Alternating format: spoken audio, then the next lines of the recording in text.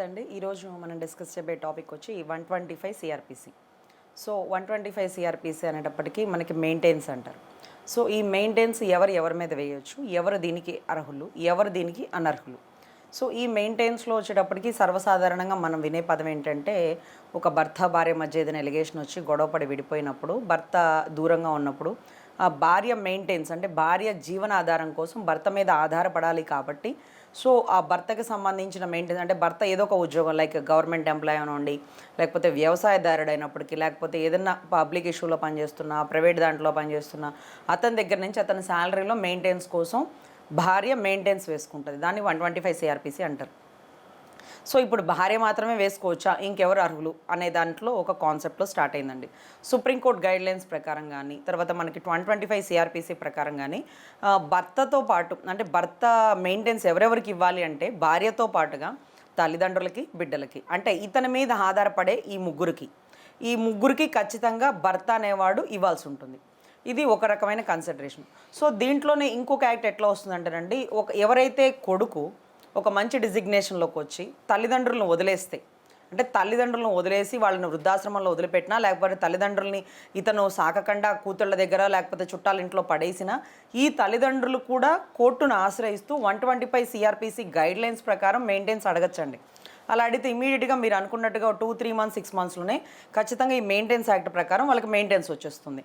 So అతని salary ఎంత, so అతనికి తల్లిదండ్రుల పరిస్థితి, ఆరోగ్య పరిస్థితి ఎలా ఉంది, వాళ్ళ జీవన భృతికి ఎంత అవసరం ఉంటుంది, ఇవన్నీ బేస్ చేసుకొని ఖచ్చితంగా 125 సిఆర్పిసిలో మెయింటెన్స్ అనేది ఇవ్వడం జరుగుతుందండి. ఇలాంటి టైంలో సర్వసాధారణంగా పిల్లలు కూడా ఉంటారు. మామూలుగా పిల్లలకు సంబంధించి ఎప్పుడు మెయింటెన్స్ ఎందుకు అడగలేదంటే, పిల్లలు తల్లితో కలిసి ఉంటారు కాబట్టి తల్లే మెయింటెన్స్ అడిగి తనకి బిడ్డలకి ఇద్దరికి కలిపి మెయింటెన్స్ ఆవిడ ఫైట్ చేస్తారు. సో ఇప్పుడు ఈ కాన్సెప్ట్లో తల్లిదండ్రులు అనేది సపరేట్ సబ్జెక్ట్. సో ఈ తల్లిదండ్రులు, భార్య, బిడ్డలు, ఈ భార్య బిడ్డలకి తరపున వచ్చి భార్య ఫైట్ చేస్తుంది. ఈ తల్లిదండ్రులకు సంబంధించి తల్లి కానీ తండ్రి కానీ కోర్టులో ఒక పిటిషన్ వేసుకుంటే ఆ కొడుకుకి సంబంధించిన సంపాదనని 3 వాటాలుగా చేస్తూ ముగ్గురికి ఇవ్వడం జరుగుతుందండి. ఇది చాలా చోట్ల చాలామంది ఎడ్యుకేటెడ్ పేరెంట్స్ ఫైల్ చేశారు.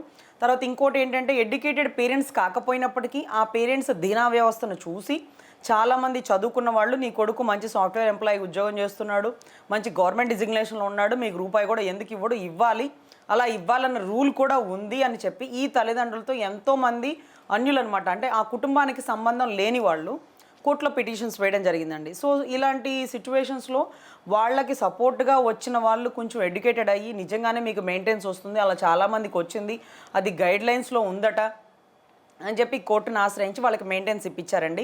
సో తల్లిదండ్రులు నా కొడుకు నన్ను చూడట్లేదు అని కోర్టులను ఆశ్రయించడం అంటే ఎంత దీన వ్యవస్థ అండి. నిజంగా భారతీయ సంస్కృతి ఎలా ఉందంటే, ఈరోజు బిడ్డల్ని కనే వరకు వాళ్ళ దగ్గర ఆస్తులు, పొలాలు అన్నీ అమ్ముకొని ఈరోజు బిడ్డల్ని చదివించుకొని అప్పులు పాలైపోయి ఆ అప్పులు కట్టలేక ఎంతమంది రైతులు ఆత్మహత్య చేసుకున్నారండి. ఆ రైతులకి కొడుకులు లేరా?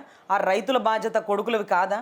సో అట్లా కొడుకులు పట్టించుకోవట్లేదు, ఈ అప్పులు కట్టలేని పరిస్థితుల్లో ఎవరికి ఎలా సమాధానం చెప్పుకోవాలో తెలియక ఎంతోమంది తల్లిదండ్రులు ఆత్మహత్యలు చేసుకుంటున్నారండి. ఇలా రైతులు ఆత్మహత్యలు కానీ, ఎన్నో రకమైన మానసిక వ్యాధికి గురవుతున్న పెద్దవాళ్ళు కానీ, ఇలా చనిపోతున్న వాళ్ళకి కానీ, వీటన్నిటికీ కారణం ఏంటంటే ఈ కొడుకులు సరైన బాధ్యత నిర్వర్తించకపోవడమేనండి. సో ఇటువంటి టైంలో కోర్టు చర్య తీసుకొని, నీకు 20,000 శాలరీ వస్తుంది, నీకు 1 lakh శాలరీ వస్తుంది, నీ తల్లిదండ్రులు చూడాల్సిన బాధ్యత నీకుంది, ఎంత శాలరీ ఇస్తావు, నువ్వు 50 ఇస్తావా 40 ఇస్తావా అని జడ్జి గారు అడిగి కొడుకు దగ్గర నుంచి తల్లిదండ్రులకు ఇప్పిస్తున్న వ్యవస్థ ఈరోజు చూస్తుంటే చాలామంది చూడడానికి వచ్చిన ప్రేక్షకులకి కంటతడి అనిపిస్తుందండి. ఎందుకంటే ఒక జడ్జి గారు ఆలోచించారనమాట. ఒక జ్యుడిషియరీ వ్యవస్థలో ఉన్నటువంటి జడ్జిని మేము పిలిచేది మిలాడ్ అంటామండి. మిలాడ్ అంటే దేవుడితో సమానమైన వ్యక్తి అనేసి.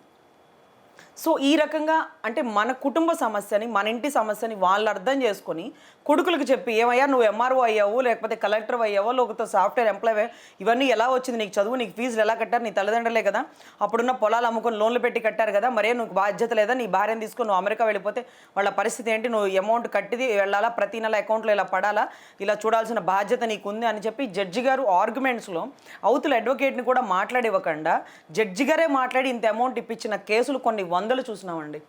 సో ఆ తల్లిదండ్రులు అమౌంట్ తీసుకోవడం సంగతి దేవుడు ఎరుగు, జడ్జి గారి ముందే కంటతడి పెట్టి మోకాళ్ళతో మోకరిచ్చి ఆయనకి నిజంగా ఆయన వేడుకున్న రోజులు ఉన్నాయి.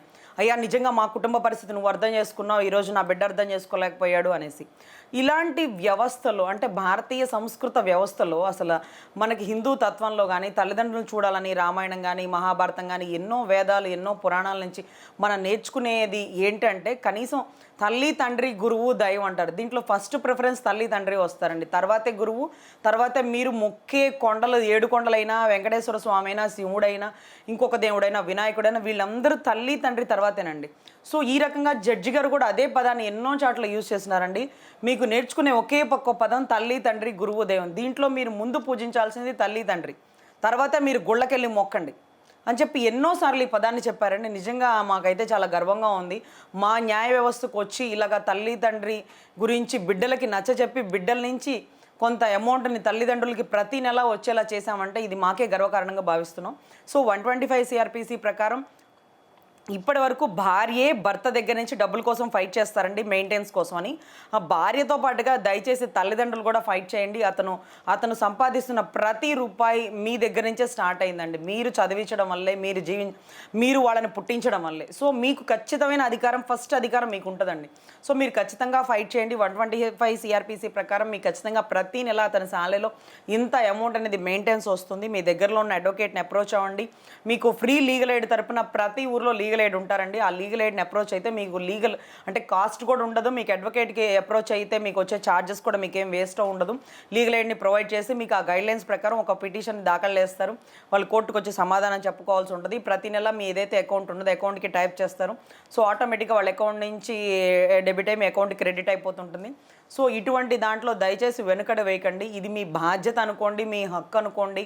మీ బిడ్డలు చూడవలసిన బాధ్యత వాళ్ళకు ఉంది. వాళ్ళది విస్మరిస్తే దయచేసి మీరు కోర్టుని ఆశ్రయించండి. మీకు ఖచ్చితమైన న్యాయం జరుగుతుందని మనస్ఫూర్తిగా కోరుకుంటున్నాను. Please do subscribe Myra Media. Please subscribe Myra Media. Subscribe to Myra Media. Please like, share and subscribe to Myra Media for lot of film news, gossips and hot news.